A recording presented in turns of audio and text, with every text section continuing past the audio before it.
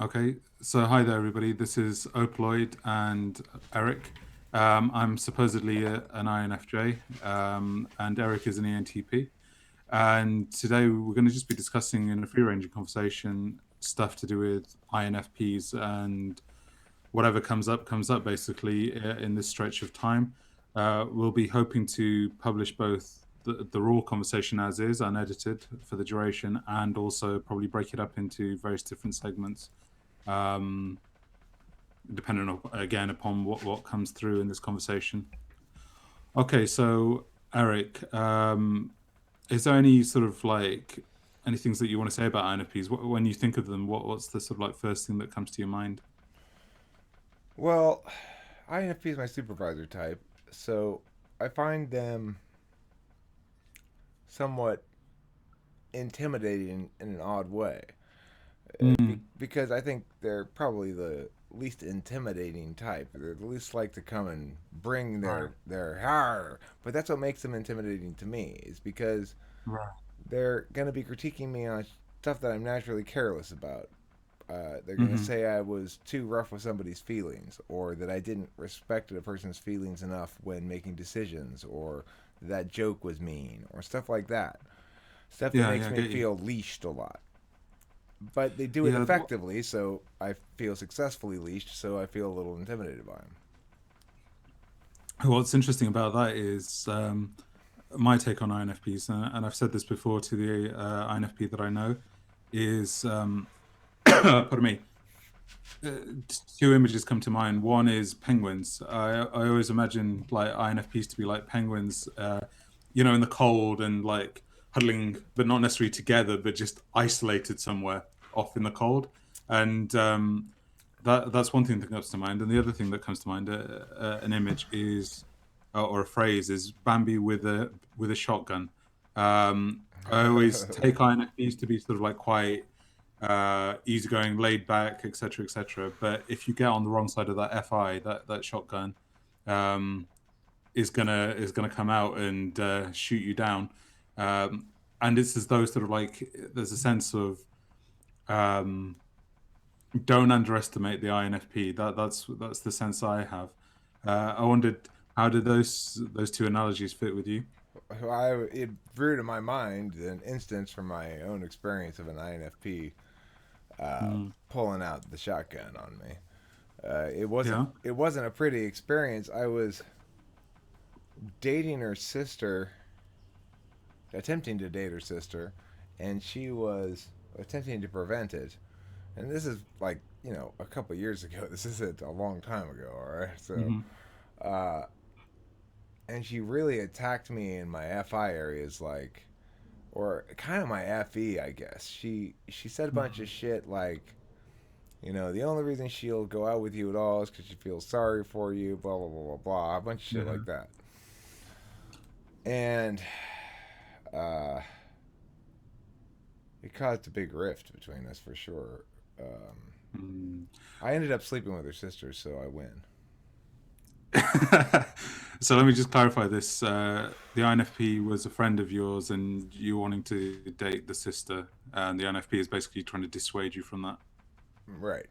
And Okay. and but she screwed it up. She hurt me successfully. She hurt my ego a lot. Like made me feel bad about myself for a Hmm. moment, for a while. But she ended up facilitating it substantially by making a mess of her attack. Right. Right. That's interesting. So, um, do you think that's to do with like being FE ignoring or FE blind and not seeing the consequences, or why do you think that is or was? Well, I think she resorted to FI attack because she felt FI urgency about this, that it was important that she shut this shit down. Mm. And I don't know if she thought she was protecting me or her sister. She probably thought Mm. she was protecting somebody. Hmm. Uh, but regardless, she didn't consider the actual impacts of it. She just, if I'm going to attack, I'm going to attack using the weapons I have, right? I'm gonna Hmm. attack with logic myself, and um, then she's gonna attack with feelings. You know, she's gonna attack my feelings. Yeah, that's interesting because I don't think I've actually directly experienced an INFP attack me and sort of like my character, but I've seen INFPs when they're involved in conflict situations and stuff like that really build up this animosity towards the person that they're in the conflict with. Okay, so just before the break, I was talking about not having experienced any direct INFP attacks on my character or anything like that, but I've experienced INFPs when they're involved in conflict and experienced the ferociousness, and it's an interesting word that I'm using here, ferociousness of aggravation and sort of like animosity towards the person that they're in conflict with. But what I've noticed is it's as though the way that I see it is that the introverted feelings of the FI in INFPs is like an internal thermostat, and it's as though there's a constant harmonizing internally of the thermostat. So if it's here, and I'm going to put it in the heart, which is it's a bit stereotyped, but I'll say it nonetheless. So if there's a thermostat or a level here, um, I get the sense that it's constantly being sort of kept in balance moment by moment. So I've been in a park with a INFP, and if she's walking one way and then the wind is coming in a direction that doesn't fit her because it's making her feel cold or whatever it might be, she'll adjust her positioning in relation to the coldness and the cold draft and move in a different way. Obviously, with what I'm describing, it's FI and SI to a certain extent, but I've noticed that across the board with relationships, with everything, be it people, careers, what to view, what to eat, just anything. It's always this sort of like keeping this level, this balance, always in constant harmony, constant equilibrium, and not tipping either way. Um, I, and I, with if can I okay, just go ahead, finish your thought. Yeah, I was just going to say one last thing, which is about this balance. And when it comes to conflict, it's as though sort of like a tipping point has to be reached. And then when that tipping point is reached, it's very, very much like full on. And that's where that sort of like ferocity, that build up of aggravation, emotion, intensity seems to sort of like come from. And then at that point, it seems as though there's an outpouring which happens, whereas most of the time it's always contained within this bubble, which is always being balanced. Um, so that's just that's the last point I wanted to share. Okay, What's your well, thoughts on that? I mean, what you're talking about is how they experience in the moment, transitioning from the state of equilibrium preservation into a state of conflict, for example.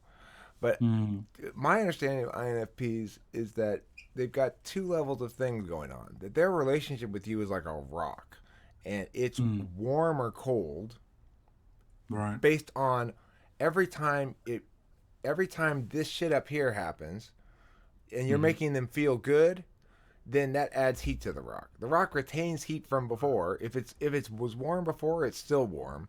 It retains mm, the Fi connections or the moments spent together that are positive. mm, But if you make mm, them feel bad here, then mm, you're all cold now, and it's going to put a little bit of cold on the rock too. So it's going to make the rock a yeah. little cooler. But it's not. But the rock will still be warm. So then, if you go away, the warmth of the rock will kind of still recover, and you'll come back to them again if you give them some time. Right? You have to give them time though to deal with the Mhm. bad Fi shit. You come back Yeah, and then yeah. they're warm again. And if you give them some warm positive interactions, then that adds more warmth to the rock. You know. So if you build up a whole Mm, lot of positivity with an INFP, then that rock is very warm and it'll stay warm through some bad times. But mm, if you're not consistently way positive with them, then it's kind mm. of lukewarmish anyway, and cold shit will cause them to act out. Yeah. Just a couple of things in what linked to what you've just said. Um, the first is, when you did these two levels, what automatically came into my head was actually to do with the interrelationship of FI and SI. So the FI as the leading, and then the SI as the third, and the like bridging together of those two. So if you treat the FI right, it's as though it has a stockpile of SI which connects with it, and there's residual memories or things which are held onto, so like a matrix of the FI with the SI and it being like positive, and likewise it could be negative, and this whole storehouse aspect of it. That was one thing that was coming to mind.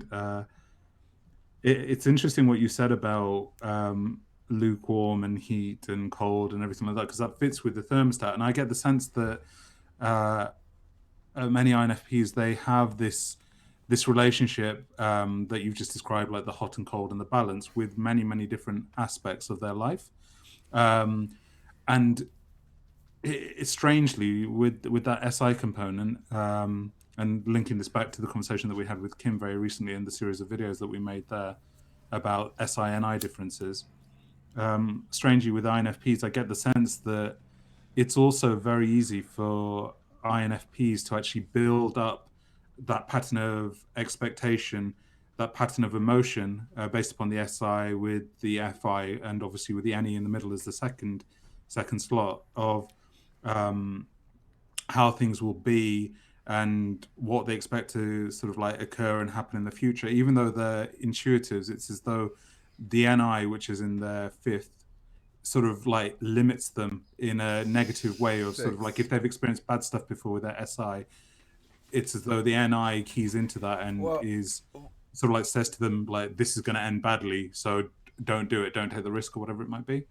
well, okay. The first thing I take away from what you just said there is basically, if you think of it from a valuing system, they're using ideation to Mm. create what the absolute goal is, which is predictability of their implicit frame emotion. Can I pause you for a second? I didn't hear the word. What did you say? Could They're you repeat just that? they're using as an instrumental goal ideation possibilities to Right. create the absolute to attain the absolute goal of predictability of their implicit frame, uh, which is Fi. Right. So it's like they're looking to get Fi predictability through ideation, which is a tricky game plan. Yeah. Well, what's coming to me is, if you imagine sort of like the FI is there, the NE is here, the SI is here, and then the TE is there. Um, I remember you relayed something to me about what each function is seeking, and how the SI is like the hidden agenda, or the absolute, and the FI. I can't remember the phrase that you use. Could you remember? The implicit value, or the implicit frame. The Yeah. yeah. So I think, what's the word at this point? It might be worthwhile for the audience to actually get fuller into your understanding. Could you relay using INFPs Okay, where each thing is in sure. the stack? So FI, let's go FI. Okay, so Fi is their ticket to admission. For something to be Hmm. relevant enough for them to attend to, it's got to resonate at least somewhat on that level. Otherwise, they're Hmm. in a torturous experience where they're constantly being denied their basic attentional nature as a Hmm. as a means of functionally interacting with an environment. So Right. So, so they okay, have go to have on. that. It has whatever it is they're doing, or whatever the relationship it is, or whatever it is, it's got to resonate for Hmm. them on an authenticity level. And that's the implicit frame. That's the field on which they're playing. Their life is going to be understood through that. Just as my life's going to be understood through potentialities, and your life is going Hmm. to be understood through the singular correctness of things as opposed to their opposition. Right.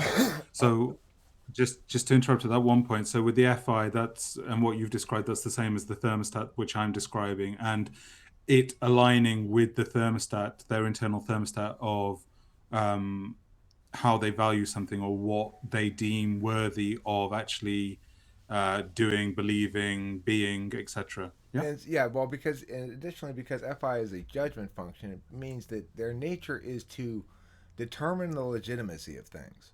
If same as Mm. TI DOMs, but with Fi, they determine the legitimacy of things by relating it to internal authenticity. Uh, Hmm. and by TI DOMs, they do it by relating it to external validity. In other words, Hmm. conditional logic. Mm. Okay, and then, so if that's the FI and that's the ticket to admission, the NE, how do you see that in INFPs, and what's the label that you'd attach to it, or the That's category? the instrumental value. It's the tool function that it's not a value in and of itself. Potentialities aren't a value because they're potentialities. For Mm. me, they are because the value really that attaches to any is novelty. But anyway, it's a different kind of function. For them, it's an instrument. You can do it well. When you're doing it well, you know you're doing it well because it's consistent on its own metrics. Sort of. It's like it's Mm. achieving novelty and it's making new meaning out of existing things. But Mm. it's only a value if and when it serves the absolute goal, which is the third function hidden agendas goal. For SI, that's Mm. predictability of self and knowledge of self. It's to create a singular whole self concept that resonates Mm. as for INFP wholly authentic. That in other words, Mm. everything they're doing is true to their emotions. and, Mm. and so basically if you're going to and then the fourth slot function is the seeking one. They're seeking some other person with a different cognitive function stack to come in and provide for them the how part, basically the Mm. how to convert their potentialities into um, into constancy about emotions or predictability, Yeah. repeatability. So what's interesting? Yeah, what's interesting about that as I'm listening is with the SI in particular, and maybe I think I can't remember in what system it's described, but hidden agenda or whatever.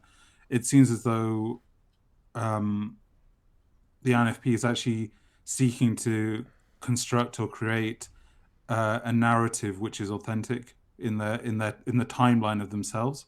Um, that's one thing that's coming to mind, and the second thing that's coming to mind is that um, yeah, the phrase or actually the visual of roots. It's as though the SI is the roots that are going downward into the self. And when we link that to the FI and the SI, it's as though sort of like what's happening now, even though FI is not necessarily about the now, but there's a interlinkage between the FI and the SI and a rootedness. So it's as though the SI is grounding that INFP into themselves and taking what you just said on board. It's as though the INFP actually wants to create that authentic root of who they are, which then feeds back into the past, but also back into the past, if you want to say the past is that way. So the roots going that way, as much as the expectation and also development of the future predicated upon those roots going that Right, way into. they want to see those roots extrapolate in their most straightforward fashion in a way. But the thing is, Mm. they're oddly combined in their functions. So Mm. they want to be building this holistic self that is understood as continuations of past threads, like you're saying, Mm. and extrapolating forward as based on the predictability um, of directionality rather than in based upon traits implicit. It's basically it's a wave particle thing, right? Or a Mm. momentum versus location thing. If you think about it Mm. from a quantum perspective, it's like they're interested in the overall progression over time, and Mm. and yet because they're Fi, see the thing is their SI is interested in that sort of holistic self that's linked to experience. It's physical. Mm. Their Fi understands that there's weight, like the rock, right? That also is unique to the self, and that's Mm. physical on some level. That's like it's part of their animal experience as beings. And then they have TE, which is the way that like animals figure out that if I kick this thing over here, I'll knock it over, be able to get to the prey underneath or whatever. That's basically Mm. your TE.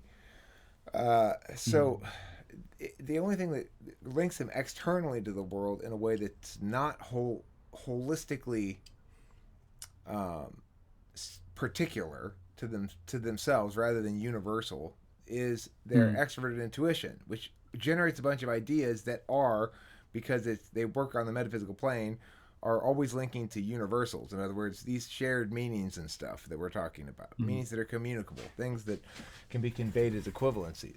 But it's only an instrumental value to them. So it's going to be frustrating for somebody who's trying to have an argument with them, exactly, because you're saying, well, you're able to generate these possibilities too. Don't you see how they work as arguments?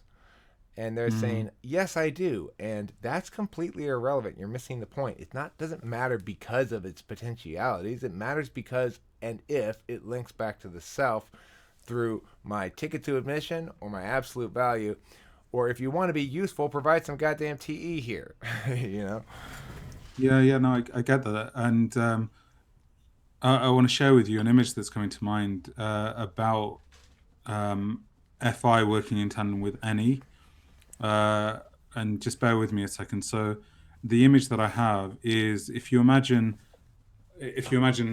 a central point, so a central point here, um, and you imagine sort of like the branching out. So that's the NE that's coming out in various different directions from that central point. I get this sense that all the different branches of water may be colored in different tones and different shades and different colors, etc., etc. And what the INFP user is actually doing is, in a sense, evaluating through the different shade or tone or color or viscosity or texture or whatever it might be of that NE coupled with the FI being the color, the tone, the differentiator in these streams of possibility.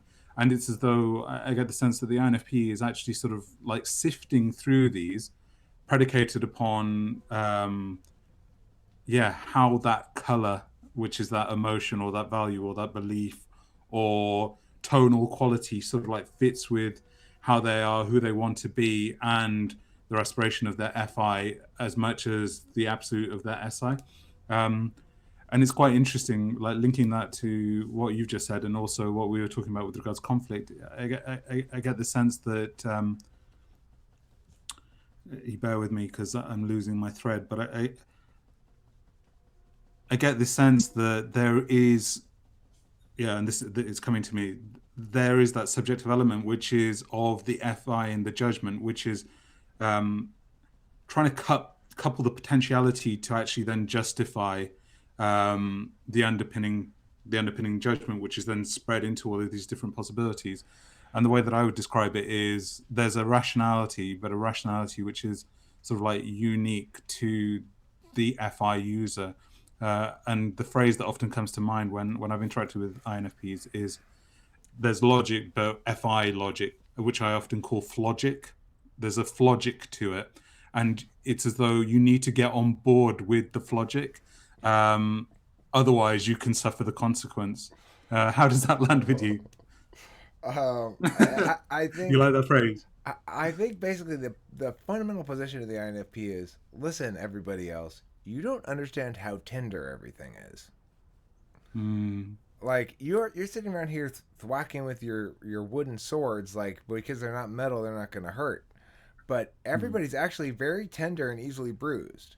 It's important to remember mm, that Fi is mostly about relationships with people because that's where by far the strongest Fi comes into play.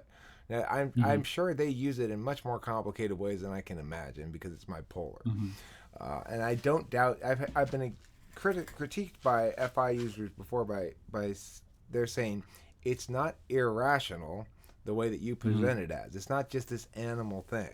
That there's a mm, rationality to it, which is I think what you're referring to. But I think that Flogic is predicated on the belief that everybody is really deep down just as tender as INFPs are. They're just, and to the extent that they're not recognizing that, it's a failure in their connection with their own emotions, which they need to get better connected with. I think that's basically the right. Flogic. You like that, don't you? yeah. It's sticking the logic. Can I just I want to just clarify for the viewer that I mean it in the most endearing way. I actually love the logic. It brings such an individuality and life to the INFP and ENFP, and I would imagine also ISFPs and ESFPs. Um, but since we're speaking specifically about INFPs, we'll stay on track with that. Um, One thing I wanted to say is about the irrationality that you just described and how you've had comments about irrationality and everything like that. I wanted to say from my experiences with INFPs, I don't see the FI actually as irrational in the way that you're describing, and I wonder if actually you're because it's your polar, you're rooting it in with the SI Well, I get my and coupling the experience two. of it. I know what my experience of FI is, and it's very crude, right? There's nothing nuanced about my FI. It's all of a sudden I burst into tears because something makes me cry Mhm. for some one reason or another, happy, sad, or whatever. Um, so I just don't quite understand the ways in which FI users use it in much more sophisticated fashion than I can imagine. And that's just Mm. implicit to the fact that it's my polar. But I do recognize that, and I'm able to sort of acknowledge and include the fact that in my explanations of FI, it's I'm obviously reductive about it in some capacity, and I also want to say to specifically give credit for INFPs where Mm. their biggest strength area is.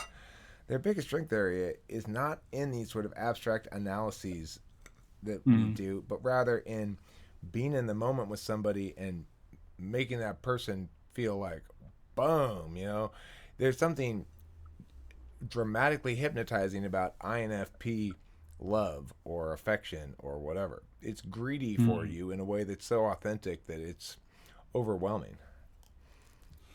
Yeah, yeah, that's interesting. Uh,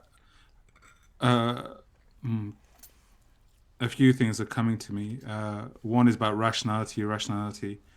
Um, I think there's so much strength and power in the FI, and I think that the FI user, uh, so specifically the INFP, underestimates the strength and power that they actually have, which resides in their FI. Um, Recently, I was reading one of the comments where the person was saying that Eric has said that the FI's power seems to reside in guilt. And I responded to that comment, and I actually said I think the FI's power actually, if I was to tie it to a keyword, the word would be empowerment. I think there is um, this power uh, which resides in the empowerment of both self and other. So, for example, if you tie empowerment to rights and fighting for the right of the individual, whoever they might be, from whatever background, to actually exist, to actually be, um, I think the INFP will move hell and high water to fight for those rights predicated upon their right to actually fight for their own existence in large part. But it seems as though it's a case of trying to galvanize the INFP out of their apathy if they've had a poor upbringing or whatever it might be, which actually hasn't attuned to their FI needs, but galvanize them into actually tapping into that passion, that key motivator of empowering, of fighting, and actually um, making a huge, huge change in the world. I think the INFP is often stereotyped in a very, very adverse way as being like the crybaby. But from those tears and from that pain is actually where life resides for the INFP, and where positivity and hope for not just the INFP, but all of the world actually resides, and society. If Well, only they just embraced it. I don't think That's the they're thing. meant to engage the world on that kind of a universalist level, though. They have that kind of meaningful impact on individuals in their lives because their own intense valuing of the other creates bonds and linkages and experiences Mm, that transcend transcend for them certainly the importance of the universality of it. mm. I don't think they I value so highly that this like I'm going to be a person of significant change in the world. They value I'm going to manifest my authentic life. Yeah, no, I get completely what you're saying, and I think sort of like the example I'm using is the INFP in full force, who's really, really fucked off with life and really wants something to change, specific to a cause that they are very, very much what's the word? They very, very much value, and entrenches deep into their FI and their SI. What you've just relayed, I've experienced too, where the INFP doesn't really give a fuck. To be honest, it's about like living authentically, and that might be as insular or as expansive as necessary. Or a wide-ranging type of displays you'll get out of INFPs, for sure. Yeah, yeah, definitely. Um, I want to go off on a slight tangent here, but it's to do with TE and the way that you describe TE. When you're going through FI, NE, SI, and then the TE is last, and seeking TE off others. I understand that. I get that that is the same for anybody in their fourth function, that they're seeking it, it's their inferior. They want that to be tended to. But I wonder if you actually downplay TE and INFPs and their ability to actually wield it effectively, because I think if their value system is properly galvanized and they know where or what they want to do, I think the INFP then suddenly turns in, or can turn into, somebody who is well structured and who can work efficiently and effectively in the world.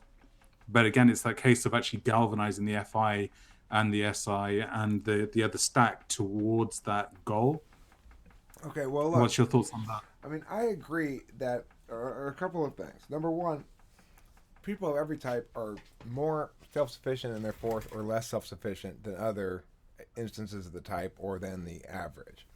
So, obviously, the INFPs will self-attend to TE better. Second, I'll acknowledge that society requires more TE than it does, say, SI. So there's more of an impetus to develop a little bit of self-sufficiency in TE. Right. But then the other thing I will say is, my experience is, no matter how well they do that for themselves, from my personal experience, from an SI perspective, I know that I could never, would never, will never manifest SI even a fraction as effectively without Kimberly as I do with Kimberly. She provides the SI for me. She. Why am I eating right now when I should be eating before work? Oh, because Kimberly brought me in food. Yeah, which I get it. Took without comment and began eating. Don't worry. What's the word? When you started to eat, I thought to myself, right, I'll talk a bit more to compensate for your mouth being full. But it's all good. It works. It's who you are, and it works. Let's stop this video right here. That's a good stopping spot. We can start another short one. Thanks for watching. Okay. Yeah, thanks for watching, folks. Bye.